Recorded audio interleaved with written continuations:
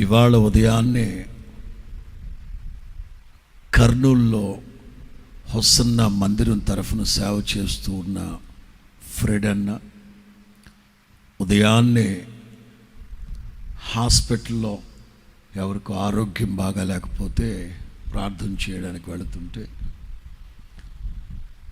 Accident అయినట్లుగా చెప్పారు. RTC bus వెనక చక్రాల కిందకి కాలు వెళ్ళిపోయింది. వాహనం బైక్ నుజ్జు అయిపోయిందట. ప్రాణాపాయ పరిస్థితిలో నుంచి తప్పించబడ్డారు, కానీ కుడికాలు బాగా మడిమి దగ్గర బాగా నుజ్జు అయిపోయింది. మోకాల కింద 4-5 చోట్ల విరిగిపోయింది. ఇబ్బందికరమైన పరిస్థితి అని చెప్పారు. ఉదయాన్నే నేను ఫ్రెడన్తో మాట్లాడాను. జరిగిన పావు గంటకే కూర్చోబెట్టి కాస్త దేవుని మాటలు చెప్పి ధైర్యపరిచిన ఫోన్లో మాట్లాడాను. ఇక ఉదయం నుంచి డాక్టర్స్తో మాట్లాడుతూనే ఉన్నాను.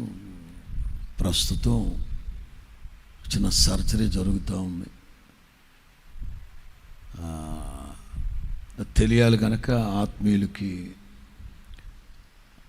సివియారిటీ ఏమిటో తెలిస్తే మరింత ప్రార్థన చేస్తారని చెప్తున్నాను. మెయిన్గా ఉన్న బ్లడ్ వెయిన్ రక్తనాళం కట్ అయిపోయిందట. కాలుకి చాలా ప్రమాదమే. ప్రభువుకు అసాధ్యమైంది ఏమీ లేదు. అంచేత ప్రార్థన చేద్దాం.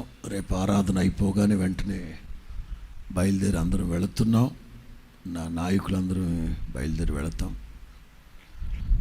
ప్రస్తుతానికి అక్కడ కూడా కర్నూలు హాస్పిటల్ ఆయా చుట్టుప్రక్కల దాదాపు 10,000 మంది విశ్వాసులు ఉన్నారట. అక్కడ ఇబ్బందికరంగా ఉంది.